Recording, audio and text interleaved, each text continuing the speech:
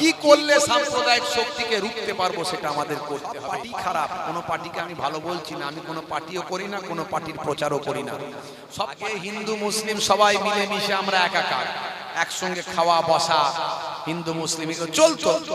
এখন এই নেতারা আমাদের একটু গন্ডগোল করে দিয়েছে, এই সাম্প্রদায়িক দল টল সব এখন বেরিয়েছে, তারা এখন হিন্দু মুসলমানের ভিতরে ভাগ করে দিয়েছে। আমাদেরকে এমন করেছে যে একটা মুসলিমকে হিন্দু পাড়ায় গেলে বাবা কিছু অসুবিধা আছে নাকি রে বাবু, যাওয়া যাবে তো, কোনো সমস্যায় পড়বো না তো, হ্যাঁ জয় শ্রীরাম বলে কেউ মারবে না তো, এরকম একটা মনে হয়। আবার হিন্দু ভাইরা মুসলমান পাড়ায় ঢুকলে বলে বাপরে এরা তো বাবা কোথায় এখন মারধর যদি শুরু করে দেয়, মানে একটা যেন তৈরি করে দেওয়া হয়েছে। এটা তৈরি করেছে রাজনীতির নেতারা, বুঝতে পারছেন, ভয়ঙ্কর ব্যাপার। পরিবেশ জঘন্য জায়গায় চলে গেছে। আজকে সাম্প্রদায়িকতা, এই যে দিল্লি থেকে সব নেতারা আসছে, বড় বড় বক্তব্য দিচ্ছে, হ্যাঁ মুসলমানদের এই করে দেবো, হয় মুসলমানদের ওই করে দেবো, এইভাবে মানুষকে উগ্র করছে, খারাপ করছে, মানুষের মধ্যে বিভাজন তৈরি করছে। আমাদেরকে সাবধান হতে হবে, সচেতন হতে হবে, আমাদেরকে ঠান্ডা ব্রেনে কাজ করতে হবে, মাথা গরম করলে চলবে না। এই সাম্প্রদায়িক শক্তি আজকে উত্তরপ্রদেশ, আসাম, ভাই আমার আপনারা দেখতে পাচ্ছেন, সেসব জায়গায় তো আমরা যাই, কি পজিশন তৈরি করেছে ভাই আমার। সামান্য অজুহাত দেখিয়ে তারা মসজিদ ভেঙে দিচ্ছে, মাদ্রাসা ভেঙে দিচ্ছে। সব পার্টি খারাপ, কোনো পার্টিকে আমি ভালো বলছি না, আমি কোনো পার্টিও করি না, কোনো পার্টির প্রচারও করি না। সব পার্টি খারাপ, কিন্তু আপনাকে তো মানতেই হবে কোনো একটা পার্টিকে, না হলে তো সরকার গঠন হবে না। মাথায় রাখতে হবে যে ওই সাম্প্রদায়িক শক্তি যেন এখানে আমাদের মাঝখানে ভাই আমার বিভাজন তৈরি করতে না পারে, আমাদের বিপদ ঘটাতে না পারে। কি করলে সাম্প্রদায়িক শক্তিকে রুখতে পারবো সেটা আমাদের করতে হবে, নাহলে পরিস্থিতি খুব খারাপ। আজকে ওখানে গিয়ে তো আমি উপরে উঠলাম, উঠে এসে নামলাম, আমার সঙ্গে কয়েকটা সাধু বাবার পরিচয় হলো। তারা আমার ড্রেস ফেস দেখে আমার দিকে তাকাচ্ছে, তো আমি তো আমার ইসলামের নির্দেশ, বাবু ভালো আছেন যেভাবে বলার আমি বললাম। তারাও দেখলাম বেশ সাধু বাবাগুলো ভালোই ছিল, তাদের মধ্যে অতটা এ ছিল না, এবং তারা অনেকটাই ভালো। তারপরে তারাই কথা শুরু করলো যে বাহ, এই তো আপনারা এলেন, ঘুরতে এলেন, বলুন না আজকে যা চলছে, হিন্দু মুসলমান বিভাজন করছে কিছু মানুষ, এটা তো আমাদের কালচার নয়, আমরা তো মিলেমিশে চলেছি, আজকে কত ভালো সম্পর্ক আমাদের। তাদের সঙ্গে চাটা খাওয়া হলো, কথা হলো, গল্প হলো। একজন সাধু বাবা কথা বলতে বলতে কিছু নৈতিকতার নীতির কথা বলল। দেখুন মানুষ আজকে মানুষের কত ক্ষতি করছে, মানুষের মধ্যে খারাপ মানুষ বেড়ে গেছে, এই জন্য আজকে সমাজে এত অশান্তি। আজকে আমরা আমাদের মুখকে ঠিক রাখতে পারি না, আমাদের পেটকে ঠিক রাখতে পারি না। আমরা যদি আমাদের মুখটাকে ঠিক রাখতে না পারি, তিনি বললেন এই মুখকে আমরা বলি রাহু, মুখকে আমরা বলি রাহু, উনি ওনার ভাষায় বলছেন রাহু। এই মুখ এখনই এক কথা বলছি, আবার আরেকটু পরে আরেক কথা বলছি, এখানে একজনের নাম করছি, আবার একটু পরে কি তার বদনাম করছি। এই মুখকে কন্ট্রোল করা খুব মুশকিল। আমি বললাম বাহ, ভালো কথা বলছেন, এ তো আমাদের হাদিসের সঙ্গে মিলে যাচ্ছে। আল্লাহর নবী 1450 বছর আগে বলেছিলেন যে তোমরা কটা জিনিসের যদি গ্যারান্টি দিতে পারো, আমি তোমাদের জান্নাতের গ্যারান্টি দেব। জোরে হবে না? তার মধ্যে একটা হলো মুখ, মুখের গ্যারান্টি। আমরা নামাজ পড়ি, মুখের গ্যারান্টি দিতে পারি না। চগলখড়ি, গীবত, এগুলো আমাদের মাঝখানে আসে, কথা ঠিক না ভুল? আমরা কে খারাপ সেটা বিচার করি, নিজে কতটা ভালো সেটা বিচার করি না। আমরা আমাদের নিজেদের বিচার করি। আমরা who are you, who are you, who are you না বলে আমরা যদি বলি who am I, who am I, who am I, আমি কে, আমার পরিচয় কি, আমি কেমন ছিলাম, কেমন আছি, কেমন হব, এটা নিয়ে যদি গবেষণা করি, আপনার জীবনটা ধন্য হয়ে যাবে। আপনার কবরে আপনি ছাড়া কেউ যাবেন না। বাপ মোহেবুল্লাহ হুসাইনি মারা গেলে মোহেবুল্লাহ হুসাইনি কবরে অন্য কেউ যাবে না। আমার বিচার আল্লাহর দরবারে হবে। যতই আমি পীরের নাতি পোতা হয়ে যাই বাপ, নবীর ছেলে কেনান তাকেও ছাড় দেয়া হয়নি। তবে হ্যাঁ, নবীর ছেলে কেনান তো আর ইমানদার ছিল না, সেই জন্য ছাড় পায়নি।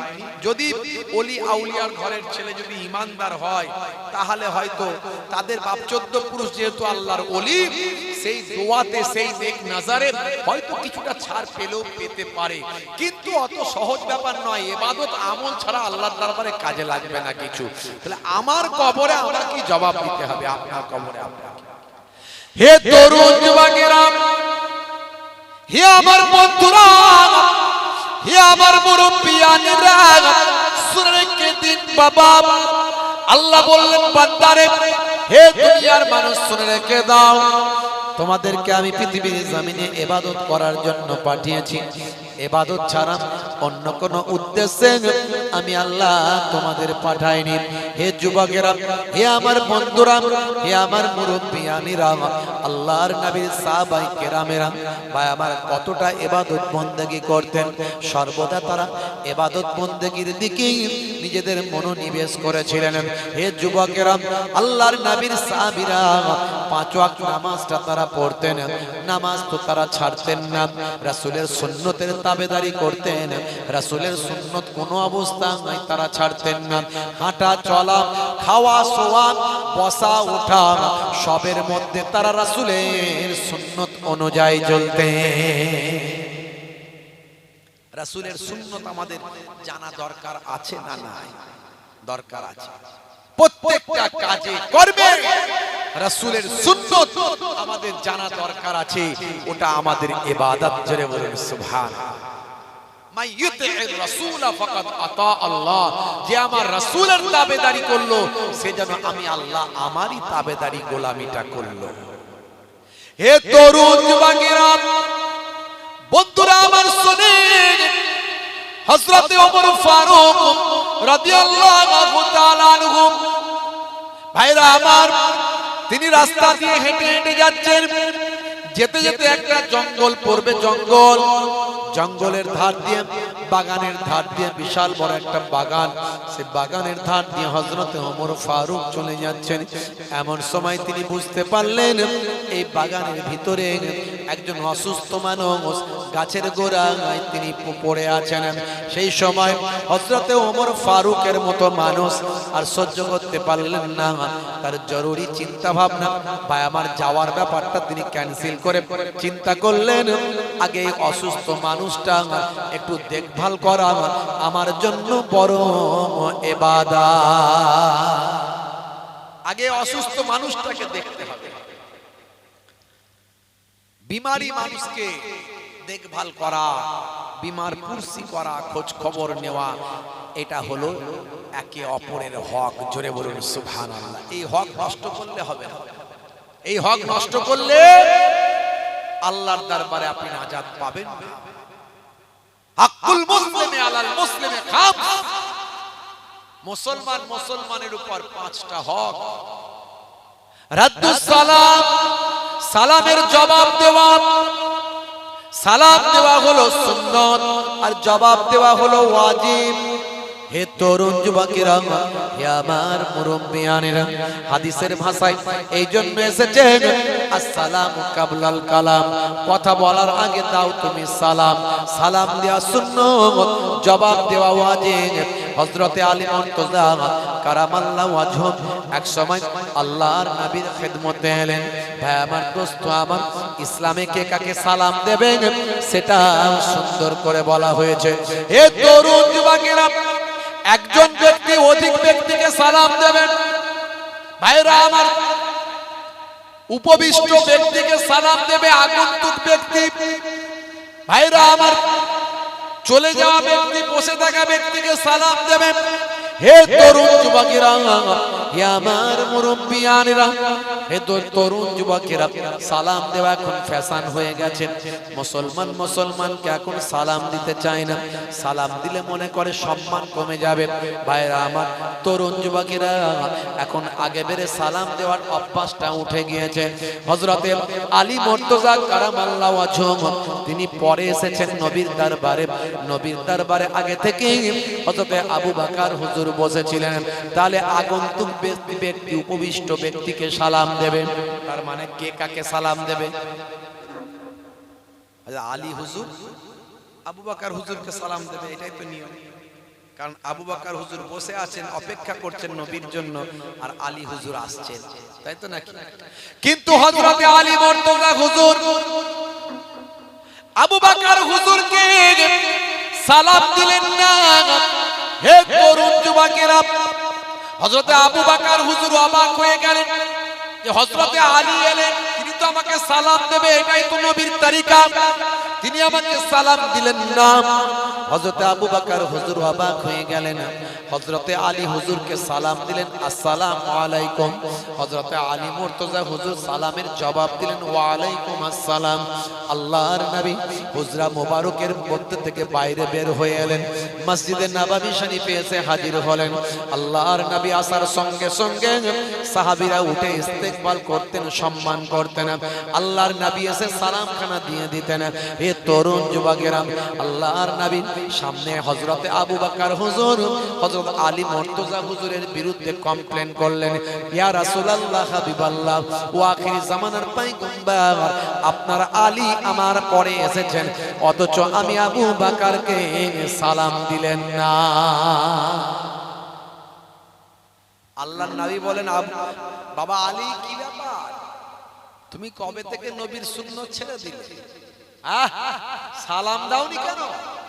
কি বলছে আবু বকর, কি বলছে? সালাম দাওনি কেন? হে তরুণ যুবকেরা, হযরত আলী মুর্তজা কারামাল্লাহু ওয়াজহু সেই সময় বলেছেন, ইয়া রাসূলুল্লাহ, হাবিবাল্লাহ, গত রাতে আমি স্বপ্ন দেখলাম, খ্বাব দেখলাম, যে ব্যক্তি আগে সালাম দিচ্ছে, যে ব্যক্তি আগে সালাম দেবে, আমার আল্লাহ তার জন্য জান্নাতে একটা অট্টালিকা বালাখানা বানিয়ে দেবেন। আমি চিন্তা করলাম, আমি যদি আগে সালাম দিই তাহলে আমার জন্য অট্টালিকা বালাখানা তৈরি হবে, কিন্তু হযরতে আবু বকরের জন্য তো তৈরি হবে না। তাই আমি হযরতে আবু বকরকে আগে সালাম দেওয়ার সুযোগ দেওয়ার জন্য আমি আবু বকরকে সালামটা দিলাম না, যাতে করে আবু বকর আমাকে সালাম দেয়। যে ব্যক্তি আগে সালাম দেবে তার জন্য জান্নাতে একটা অট্টালিকা বালাখানা আল্লাহ বানিয়ে দেবেন। এখন সালাম কেউ কাউকে আগে দিতে চায় না, সবাই সালাম নিতে চায়। কথা ঠিক না ভুল বলেন? হ্যাঁ, হুজুর মনে মনে করে ভক্তরা আমাকে সালাম দেবে, আমি তো হুজুর মানুষ, আমি কেন দেব? ইমাম সাহেব মনে মনে করে মুসল্লিরা আমাকে সালাম দেবে, আমি তো ইমাম বলে কথা, তাই না? দোকানদার মনে মনে করে খদ্দের আমাকে সালাম দেবে, ডাক্তার মনে মনে করে পেশেন্ট আমাকে সালাম দেবে। ভাইরা আমার, ধনী মানুষ মনে মনে করে গরিব মানুষ আমাকে সালাম দেবে। ভাইরা আমার, পীর সাহেব মনে মনে করে মুরিদ আমাকে সালাম দেবে। আর হযরতে ওমর ফারুক, হযরতে আবু বকর, হযরতে আলী মুর্তজা কারামাল্লাহু ওয়াজহু তারা কি মনে করেন? হযরতে আলী মুর্তজা কারামাল্লাহু ওয়াজহু মনে করতেন, আমার আগে যেন কেউ না আমাকে সালাম দিতে পারে। সেই সালাম দেওয়া হলো সুন্নাত, জবাব দেওয়া হলো ওয়াজিব। এর মধ্যে বাস্তবতা আছে, আমি এর আগে বলেছি। আসসালামু আলাইকুম মানে তোমার উপর আল্লাহ শান্তি বর্ষিত হোক, আর ওয়া আলাইকুম আসসালাম মানেও তোমার উপর আল্লাহর শান্তি বর্ষিত হোক। হ্যাঁ, কি সুন্দর কথা। এখন ইংরেজরা কি বলে? Good morning, good evening, good night, শুভ সকাল, শুভ দুপুর, শুভ রাত্রি, শুভ সন্ধ্যা, সবই শুভ, একটা অশুভ নয়। এখন সলিমউদ্দিন ভাইয়ের সঙ্গে আর আমাদের ইংরেজ মিস্টার জনসনের আমেরিকায় থাকে, প্রত্যেক দিন সকালবেলা, দুপুরবেলা, রাতের বেলা যখন তখন ফোন করে একে অপরকে good morning, good night, good evening দেয়, বুঝতে পারছো? এখন ই দিতে ভুলে গেলে ও দেয়, ও দিতে ভুলে গেলে এ দেয়। এখন রাতের বেলা সলিমউদ্দিন সাহেব গুড নাইট দিয়ে ঘুমায়। তা আজকে গুড নাইট দেয়নি, আজকে মিস্টার জনসন সে সলিমউদ্দিন সাহেবকে গুড নাইট দিচ্ছে। হ্যালো গুড নাইট সলিমউদ্দিন সাহেব। আর এদিকে সলিমউদ্দিনের 35 বার পাতলা পায়খানা, 34 বার বমি হয়েছে, বুঝতে পারছেন। ডাক্তারখানায় নিয়ে যাচ্ছে ছেলেরা, যেই বলেছে হ্যালো গুড নাইট, আর গুড নাইট বলিস না ভাই। বলে কেন? বলে আমার এখন ব্যাড নাইট বল, ব্যাড নাইট। 35 বার পাতলা পায়খানা, 34 বার বমি হয়েছে, ডাক্তারখানায় যাচ্ছে, বুঝতে পারছেন। বলে তাহলে তার আর গুড লইল না, ব্যাড হয়ে গেল। ইসলাম আপনাকে শিখিয়েছিল গুড হোক আর ব্যাড হোক সব সময় তুমি সালাম দাও, আর মানে তোমার উপর আল্লাহর শান্তি বর্ষিত হয়। দেখেছেন ইসলামের সৌন্দর্য, ইসলামের মাধুর্য আমার নবীর সুন্নতের তরিকা। কতগুলো বলবো, সব বিজ্ঞান বাস্তবতা দিয়ে পরিপূর্ণ। হে তরুণ যুবকেরা, বন্ধুরা আমার শুনেন, হে যুবকেরা, হে আমার মুরব্বিয়ানেরা, তাহলে এক নাম্বার সালাম। 5টা হকের কথা বলা হয়েছে, অন্য হাদিসে 6টা। রাদ্দুস সালাম ওয়া ইয়াদাতুল মারিজ। অসুস্থ মানুষ যদি আপনার গ্রামে থাকে, পাড়ায় থাকে, আপনার প্রতিবেশীর মধ্যে যদি কোনো অসুস্থ মানুষ হয়, সে হিন্দু হোক আর মুসলমান হোক, মানুষ তো অসুস্থ, সেই মানুষটাকে আপনি দেখতে যাবেন। হে তরুণ যুবকেরা, হে আমার মুরব্বিয়ানেরা, আপনি খোঁজ খবর নেবেন। ভাই কেমন আছো? দাদা কেমন আছো? চাচা কেমন আছো? বাবু কেমন আছো? ভাই আমার হিন্দু হলেও তার বাড়ির পাশে যদি আপনার বাড়ি হয়, তারও আপনি খবর নেবেন। ভাই কেমন আছো? কাকা কেমন আছো? দাদা কেমন আছো? ভাই কেমন আছিস বল। তো ট্রিটমেন্টের ব্যবস্থা করতে হবে নাকি? ডাক্তারের কি কোনো অসুবিধা হচ্ছে নাকি? এই যে খোঁজ খবর নেবেন। হে তরুণ যুবকেরা, ইসলামের সৌন্দর্য, ইসলামের আখলাক, ইসলামের চরিত্র মানুষের কাছে ছড়িয়ে যাবে, ফুটে উঠবে। ভাইরা আমার, এইভাবে ইসলামের দাওয়াত, ইসলামের আখলাক মানুষের কাছে পৌঁছেছে। পৃথিবীতে কোটি কোটি মানুষ আমার নবীর শিষ্য হয়েছে। নবী কি সুন্দর ব্যবহার দেখিয়েছেন, কি সুন্দর আখলাক দেখিয়েছেন। হে যুবকেরা, হে আমার মুরব্বিয়ানেরা, শুনে রেখে দিন বাবা, জেনে রেখে দেন। আপনি মানুষের খোঁজ খবর নেবেন, আপনি যাতায়াত করবেন। যদি তার ট্রিটমেন্টের ব্যবস্থা করার দরকার হয়, তার বাড়ির লোক যদি না করতে পারেন, আপনারা ট্রিটমেন্টের ব্যবস্থা করবেন, ডাক্তারখানা নিয়ে যাবেন, নিয়ে আসবেন বাবা। এইভাবে একটু যদি সেবা করেন, ভাইরা আমার, এই যে খোঁজ খবর নেবেন, ওই অসুস্থ ব্যক্তির বাড়ি যাতায়াত করার পিছনে, যাতায়াতের পথে প্রত্যেক কদমের বিনিময়ে আমার আল্লাহর 70,000 ফেরেশতা আপনার গুনাহ মাফির জন্য আমিন আমিন বলে দোয়া করবে। দেখেছে কি সুন্দর ইসলাম, ইসলামের ব্রাইটনেস, ইসলামের বিউটি কত সুন্দর। আমরা সে আখলাক দেখাতে পারি না, সে চরিত্র দেখাতে পারি না। কিছু মানুষ এত কর্কশ ভাষায় কথা বলে, এত ভাষা খারাপ করে মুসলমান, এর জন্য ইসলামের বদনাম হয়ে যায়, এর জন্য ইসলামের বদনাম হয়ে যায়। হে তরুণ যুবকেরা, বন্ধুরা আমার শুনেন, ওয়াইতিবাইল জানাইজ, জানাজায় অংশগ্রহণ করা, জানাজায় শরীক হওয়া। কোন মানুষ যদি মারা যায়, মনে রাখবেন সে কতটা নামাজ পড়তো না পড়তো সেটা পরের কথা। সে মুসলমান, সে কালেমা পড়েছে, আল্লাহকে মেনেছে, আপনি জানেন। সে কালেমা পড়েছে, আল্লাহ বলেছে, আল্লাহকে মেনেছে। মুসলমানদের কবরস্থানে তাকে কবরস্থ করতে হবে। মুসলমানদের জানাজা গাহে তাকে জানাজার নামাজটা পড়াতে হবে, পড়তে হবে। হে তরুণ যুবকেরা, জানাজায় অংশগ্রহণ করা এটা হলো ফরজে কিফায়া। হে তরুণ যুবকেরা, হে আমার মুরব্বিয়ানেরা, 5 ওয়াক্ত নামাজ পড়া যেমন ফরজে আইন, পড়তেই হবে। প্রত্যেক ব্যক্তি না পড়লে গুনাহগার হবে। নামাজ ছেড়ে দিলে ভাই আমার 14টা শাস্তি। বেনামাজি বান্দা ইচ্ছাকৃতভাবে যদি নামাজটা ছেড়ে দেয়, তার শাস্তি হবে 14টা। দুনিয়াতে হবে 5টা, মৃত্যুর সময় হবে 3টে, কবরে গেলে হবে 3টে, আর কিয়ামতের দিনে হবে 3টে। দুনিয়াতে হবে 5টা। এক নাম্বার হলো বেনামাজি বান্দা চেহারাটা কুৎসিত হয়ে যাবে, চেহারার মধ্যে কোনো নূর থাকবে না, জ্যোতি থাকবে না। নামাজি বান্দার চেহারা একটা নূর থাকে, জ্যোতি থাকে। কালো হোক আর ফর্সা হোক, নামাজি বান্দার চেহারার মধ্যে একটা নূর থাকে, জ্যোতি থাকে। ভালো মানুষের চেহারা বলে বোঝা যায়। তরুণ যুবকেরা, আমার মুরব্বিয়ানেরা শুনে রেখে দিন বাবা, বেনামাজি বান্দার চেহারার মধ্যে কোনো নূর থাকবে না, জ্যোতি থাকবে না। এটা হলো 1 নাম্বার। 2 নাম্বার হলো বেনামাজি বান্দার রুজিতে বরকত হবে না। খালি বলবে পয়সা না, হুজুর এত ইনকাম করছি টাকা দেখতে পাই না। হ্যাঁ, একটা তাবিজ দেন, তাবিজ। সেরকম হুজুরের পাল্লায় পড়লে খালি একটা করে 2 কলম তাবিজ লিখে দেবে আর 1001 টাকা করে দেবে। হ্যাঁ, আর যদি অরিজিনাল হুজুরের পাল্লায় পড়ে, সে আগে প্রশ্ন করবে তোমার রুজিতে বরকত হচ্ছে না, এই মিয়া নামাজ পড়ো তো নাকি? হুজুর কাজ এত চাপ, নামাজ পড়তে পারি না হুজুর, কি করব? হুজুর আমি নামাজ পড়তে পারি না, কিন্তু আমার বউ নামাজ পড়ে। বউ নামাজ পড়ে, বউ জান্নাতে যাবে, তুমি পড়োনি, তুমি জান্নাতে যেতে পারবে না। হুজুর হ্যাঁ, নামাজ পড়ি না বটে, কিন্তু আমার ঈমান কিন্তু খুব পাক্কা। সর্বনাশ করেছে, নামাজ পড়ে না আবার ঈমান পাক্কা হয় কি করে?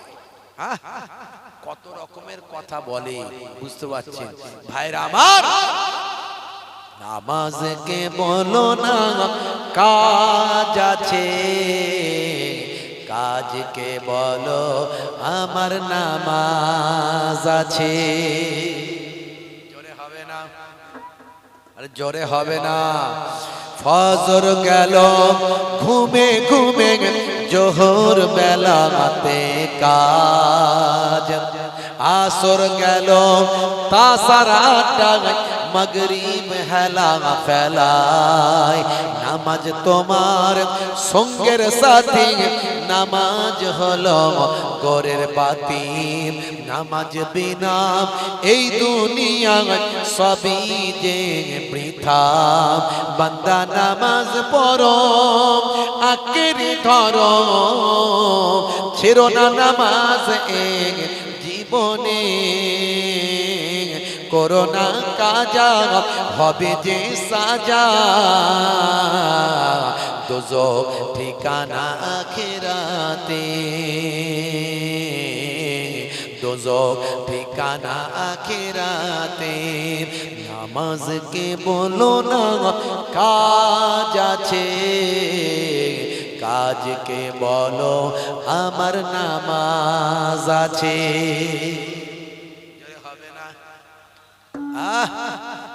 এ তরুণ যুবকেরা, বেনামাজি বান্দা রুজিতে বরকত হবে না, এটা হলো 2 নাম্বার। 3 নাম্বার হলো বেনামাজি বান্দা কোনো ভালো কাজ করলে তার সওয়াব পাবে না। লোকে বলবে ভালো কাজ, উঁচু চেয়ার পাবে, ইজ্জত পাবে, কিন্তু আল্লাহর দরবারে কোনো নেকি পাবে না, সওয়াব পাবে না। ভালো কাজ করলে নেকি পাওয়া যায়, কিন্তু বেনামাজি বান্দা ভালো কাজ করলে নেকি পাবে না। এটা হলো 3 নাম্বার। 4 নাম্বার হলো বেনামাজি বান্দা ভাইরা আমার নিজের জন্য যদি কোনো দোয়া চায়, নিজের জন্য দোয়া চাইলে দোয়া কবুল হবে না। 4 নাম্বার। আর 5 নাম্বার হলো বেনামাজি বান্দা ভাই আমার, তার জন্য কোনো আল্লাহওয়ালা মানুষ যদিও দোয়া চায়, আল্লাহওয়ালা মানুষের দোয়া কবুল হবে না। 5টা দুনিয়াতে শাস্তি হলো 5টা, বুঝতে পারছেন? মোট 14টা। কষ্ট হচ্ছে আপনাদের? হ্যাঁ হুদায় কষ্ট হচ্ছে, বলবো না শেষ করে দেব? হবে। সকালবেলা চিন্তা করবেন, ভাববেন, ছোট হুজুরের নাতি পিন্নগরী হুজুরের পোতা এসেছিল মোহেবুল্লাহ হুসাইনি। হ্যাঁ বাবু, আজ শুনে একটু লাভ হয়েছে তো নাকি?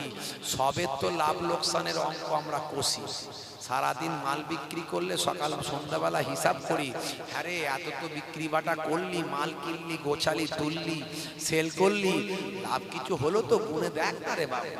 হ্যাঁ, টাকা গুনে দেখলো যে হ্যাঁ কিছু লাভ হয়েছে। এই যে এত খরচা করছেন, এত মেহনত করছেন, রাত জেগে বসে আছেন, ঘরে ঘুমালে তো শরীরটা শান্তি পেত, কথা ঠিক না ভুল? এই যে বসে বসে চুপ করে বসে বসে ওয়াজ শুনছেন, সকালবেলা অঙ্ক কষবেন না যে লাভ হলো না হয়নি? হ্যাঁ ভাইরা আমার, তরুণ যুবকেরা আমার, মহাব্বতের সঙ্গে দরুদ শরীফ আল্লাহুম্মা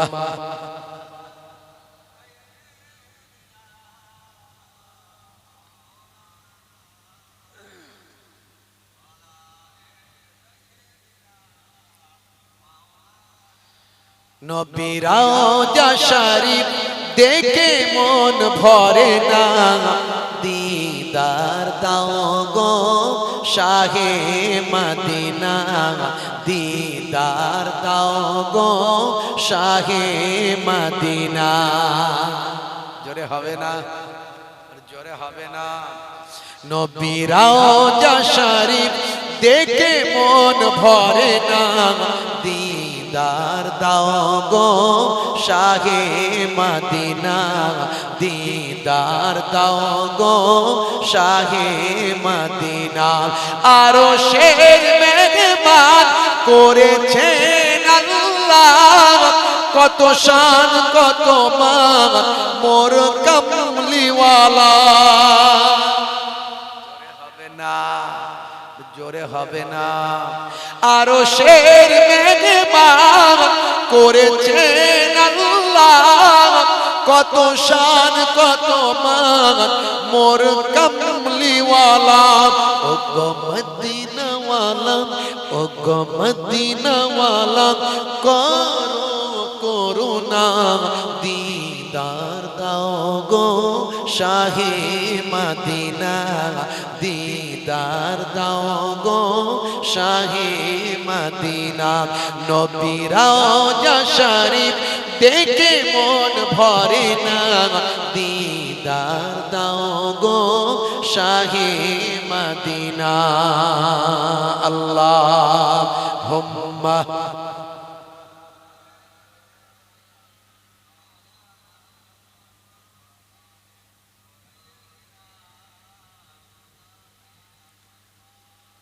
হে তরুণ যুবকেরা, হে আমার বন্ধুরা, শুনে রেখে দিন বাবা, জেনে রেখে দিন মুসলমান, তাহলে দুনিয়াটা হলো পাঁচটা, মৃত্যুর সময় হবে তিনটে। কটা? মৃত্যুর সময় তিনটে হবে। হে তরুণ যুবকেরা, এক নাম্বার হলো মৃত্যুটা হবে অত্যন্ত বেইজ্জতের সঙ্গে, অপমানের সঙ্গে তার মৃত্যুটা হবে, এটা হলো এক নাম্বার। দুই নাম্বার হলো মওতের সময় প্রচন্ড ক্ষুধার্ত থাকবে, মনে হবে সব খাবার খেয়ে ফেলবো, কিন্তু কোনো খাবার পেটে ঢুকবে না, এটা হলো দুই নাম্বার। আর তিন নাম্বার হলো মৃত্যুর সময় প্রচন্ড পিপাসা অবস্থায় থাকবে, মনে হবে সব পানি খেয়ে ফেলবো, কিন্তু এক ফোঁটা পানি তার পেটে ঢুকবে না। এই তিনটে শাস্তি মৃত্যুর সময় হবে। কবরে গেলে হবে তিনটে। হে তরুণ যুবকেরা, হে আমার বন্ধুরা, বেনামাজি বান্দার কবরটাই বা আমার কবরের মাটিটাকে গুঁড়ো করে ফেলবেন। একদিকের পাঁজরের হাড় আর একদিকের পাঁজরের সঙ্গে ঢুকে যাবে। আল্লাহর নবীর হাদিস থেকে প্রমাণ, একদিকের পাঁজর আর একদিকের পাঁজরের হাড়ের সঙ্গে ঢুকে যাবে, মাটি এত সংকীর্ণ হয়ে যাবে, আবার সরে যাবে, আবার গোটা হবে। এইভাবে কবরে এই আযাবটা চলতে লাগবে। দুই নাম্বার হলো আর একটা কবরে আযাব নিযুক্ত হবে, সেটা হলো কবরে ভাই আমার এক ধরনের বিশেষ সাপ, সুজা আকরা নামক ভয়ঙ্কর সাপ নিযুক্ত করা হবে। যে সাপ জমিনে একবার যদি নিঃশ্বাস ফেলে, কিয়ামত পর্যন্ত সেখানে আর ঘাস জন্ম নেবে না। এই রকম ভয়ঙ্কর সাপ তাকে দংশন করতে থাকবে। এই দুই নাম্বার শাস্তিও চলতে থাকবে বাবা। আর একটা শাস্তি হবে কবরে, কবরটা আগুনের কুণ্ড হয়ে যাবে। এই তিনটে শাস্তি কবরে নিযুক্ত হবে। অনেকে বলতে পারেন আমরা তো কবরের ধারে যাই, কোনো কই আযাব তো দেখি না, আগুনও দেখি না, সাপও দেখি না, মাটি লেভেল হয়ে গেছে দেখি না। হে যুবকেরা, আপনি দিনের বেলা ঘুমিয়ে থাকলে স্বপ্ন দেখেন কোনো বিপদে পড়েছেন, আগুন লেগে গেছে, পুড়ে গেছেন, ভাই আমার অ্যাক্সিডেন্ট হয়েছে, পানিতে ডুবে গেছেন, এরকম অনেকে স্বপ্ন দেখেন। দিনের বেলা আপনি স্বপ্ন দেখছেন ঘুমের মধ্যে, সবাই জেগে আছে, কেউ বুঝতে পারে না, কিন্তু আপনি ঘুমিয়েছিলেন, কেবল ঘুমের মধ্যে আপনি বুঝতে পেরেছেন। সেরকম কবরে যারা গেছে তারাই কেবল বুঝবেন, পৃথিবীর কোনো মানুষ বুঝতে পারবে না। এই তিনটে আযাব কবরে চলতে থাকবে। হে তরুণ যুবকেরা, বন্ধুরা আমার শুনেন, কিয়ামতের দিনে তিনটে শাস্তি হবে, তার মধ্যে একটা হলো সবচেয়ে বড় শাস্তি। আমার আল্লাহ বেনামাজি বান্দার দিকে রহমতের দৃষ্টিতে তাকাবেন না, আমার আল্লাহর সুদৃষ্টি সে পাবে না, রহমতের দৃষ্টিতে আমার আল্লাহ বেনামাজি বান্দার দিকে তাকাবে না। এটা হলো এক নাম্বার। দুই নাম্বার হলো তার আমল নামাটা, দুনিয়াতে যে আমল করেছে সেই আমলটা পেছন দিক থেকে বাম হাতে দেওয়া হবে। এটা হলো দুই নাম্বার অপমানের শাস্তি। তিন নাম্বার হলো ভাই আমার ফারিস্তারা তাকে টানতে টানতে জাহান্নামায় নিক্ষেপ করে দেবে। এই তিনটে শাস্তি কিয়ামতের দিনে হবে। মোট 14টা বেনামাজি বান্দা। ভাইরা আমার, 70 থেকে 80%, 90% না মানুষ নামাজ ছেড়ে দিয়েছে। অনেকে তো জুম্মার দিনেও পড়ে না। আল্লাহ আমাদের হেফাজত করেন। বাপ, মনে শান্তি উঠে গেছে, এই যে রুজিতে বরকত নাই, বিপদ লেগে আছে, ভয় টেনশন আমাদের ভিতরে কাজ করছে, অথচ আমরা আল্লাহ মাননেওয়ালা মানুষ, আমাদের কোনো অসুবিধা হওয়ারই কথা নয় যদি আমরা সঠিকভাবে চলতাম। ইমানদারদের মাঝখানে আল্লাহ বিপদ দেন, দিয়ে পরীক্ষা করেন, আর জালেম বেঈমানদের উপর আল্লাহ বিপদ দিয়ে তাদের উপর গজব দান করেন। ইব্রাহিম নবীকে আমার আল্লাহ বিপদ দিয়ে পরীক্ষা করেছিলেন, আগুনে ফেলা হয়েছিল। ইব্রাহিম নবী ভাই আমার সেই পরীক্ষায় উত্তীর্ণ হয়েছিলেন, আল্লাহর উপর সুপ্রত করেছিলেন, ভরসা আশা রেখেছিলেন, আল্লাহ যাতে রাজি আমি তাতে রাজি, আল্লাহর উপর নারাজ হননি, কত অত্যাচার কষ্ট সহ্য করেছেন। ইব্রাহিম নবীকে যখন আগুনে ফেলা হয়েছিল, ইব্রাহিম নবী ভাই আমার উত্তীর্ণ হলেন আল্লাহর পরীক্ষায়। সঙ্গে সঙ্গে আমার আল্লাহ জানিয়ে দিলেন, হে আগুন, ইয়া নারু কুনি বারদাও ওয়া সালামান আলা ইব্রাহিম। ইব্রাহিম নবীর জন্য হে আগুন শান্তি এবং শীতলদায়ক, সুন্দর, মৃদু, ঠান্ডা হয়ে যাও। আগুন তুমি ফুলের বাগান হয়ে যাও। ইব্রাহিম নবীর জন্য শীতল শান্তিদায়ক হয়ে গেল, আগুনটা যেন ফুলের বাগান হয়ে গেল। জোরে বলুন সুবহানাল্লাহ। ইব্রাহিম নবী সেখান থেকে টুকটুক করে আগুন থেকে বের হয়ে আসছেন, আগুনে ইব্রাহিম নবীর গায়ের একটা পশমও পুড়ে যায়নি। আর যে নমরুদ ভাইরা আমার আল্লাহর সঙ্গে চ্যালেঞ্জ করেছিল, আমার আল্লাহ বললেন, কে চ্যালেঞ্জের মোকাবেলা করবে? নমরুদ নাকি আমার সঙ্গে চ্যালেঞ্জ করেছে আমাকে পরাস্ত করবে। কে মোকাবেলা করবে? ভাইরা আমার একটা কানা খোরা মশা বলল, আল্লাহ যদি অনুমতি দেন তাহলে নমরুদকে আমি মোকাবিলা করে ধ্বংস করি। আল্লাহ বললেন, যাও, তোমার অনুমতি দেয়া হলো। তো নমরুদের সৈন্য সামন্ত সব তৈরি করেছে দীর্ঘদিন ধরে। এই নমরুদের ভাই আমার ওয়াজ আমি করেছি, ইন্টারনেটে আছে, দেখবেন। নমরুদ আল্লাহকে তীর মেরেছিল, 4টে শকুন, বড় বড় শকুন পালন করেছিল। শয়তান তাকে পরামর্শ দিয়েছিল, 4টে বড় বড় শকুনি নিয়ে তার উপরে তুমি মাচা তৈরি করে বসবে, আর ওপরে গোস্তের টুকরো ঝুলিয়ে রাখবে, গোস্ত।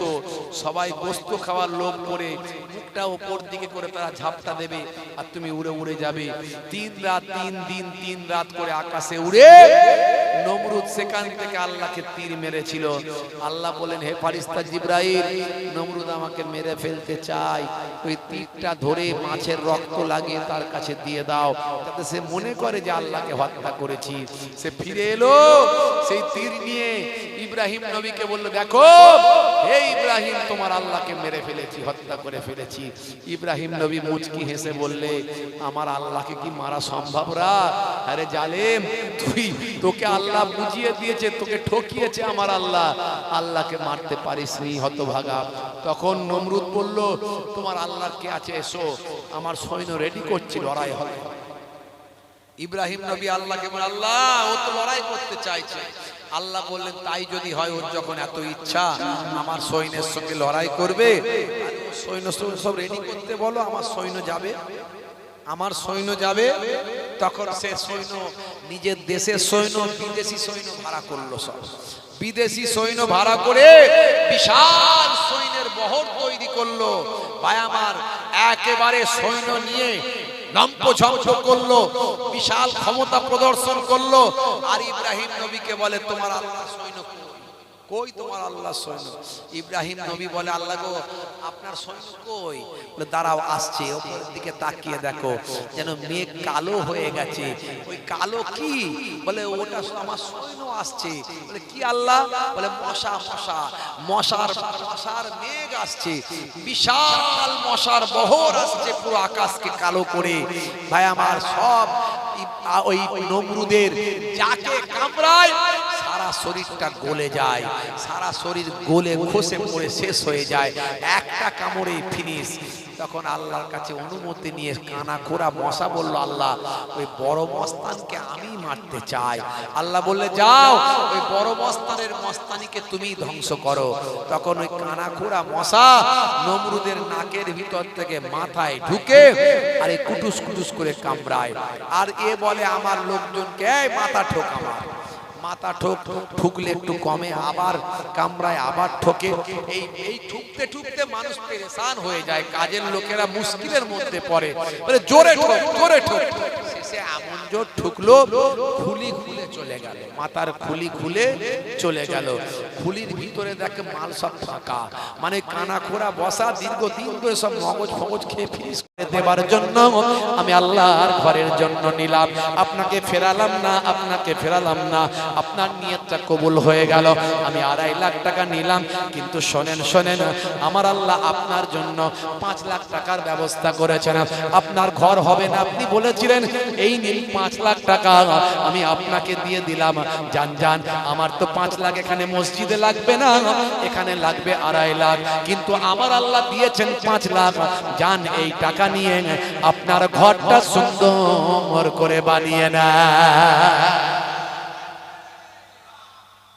হে তরুণ যুবকেরা, ওই গরিব মানুষ, ঝুপড়িতে থাকা মানুষটা আর সহ্য করতে পারলো না, ঝরঝর করে কাঁদতে লাগলো, চোখ দিয়ে অশ্রু ঝরে যায়।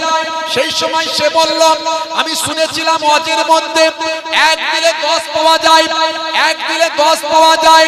আমি 2.5 দিচ্ছিলাম, তার ডবল, 2.5 1 দিলে ডবল পাওয়া যায়। আমি শুনেছিলাম, আমি 2.5 দিলাম। আল্লাহর কোরআনের কথা, নবীর হাদিসের কথা মিলে গেল। আহারে, আমি অবাক হয়ে যাই, আমি হাতে নাতে ফল পেলাম, হাতে নাতে লাভবান হলাম। আমি আল্লাহর ঘরের জন্য 2.5 দিলাম, আর তার বিনিময়ে আমার আল্লাহ আমাকে 5 দিয়ে দিলে। জোরে হবে না? ভাইরা আমার, তরুণ যুবকেরা আমার, মুরব্বিয়ানেরা আমার, আজও সেই নবীকে মাননেওয়ালা, আল্লাহকে মাননেওয়ালা, ইসলাম মাননেওয়ালা, নবীর সুন্নত মাননেওয়ালা, আল্লাহর দ্বীন মাননেওয়ালা যদি আজও আপনি যদি মেনে চলেন, আমার আল্লাহ দুনিয়ার জমিনে আপনাকে জাযা দেবেন, বদলা দেবেন, আর কিয়ামতের দিনে দেবেনই দেবেন। আমার আল্লাহ সেটা প্রমাণ করে দিলেন। হযরতে ওমর ফারুক রাদিয়াল্লাহু তাআলা আনহু কত বড় ইমানদার, নামাজি, পরেজগার মানুষ, কত নেকি করনেওয়ালা মানুষ ভাইরা আমার, অথচ একজন অসুস্থ মানুষ সে পড়ে আছে ভাই আমার, ওমর ফারুক জরুরি কাজ বন্ধ করে সেই মানুষটার সেবা করার জন্য গেলেন। গিয়ে দেখেন সর্বনাশ, এ তো হাতও চলে না, পাও চলে না, চোখও দেখে না, মুখও বলে না, কিছুই হয় না, খালি শ্বাস প্রশ্বাস চলছে। এ তো মনে হয় কিছু সময় পরই হয়তো নাকি মারা যাবে, আল্লাহই জানে। তো এই মানুষটার আমি কি খেদমত করব?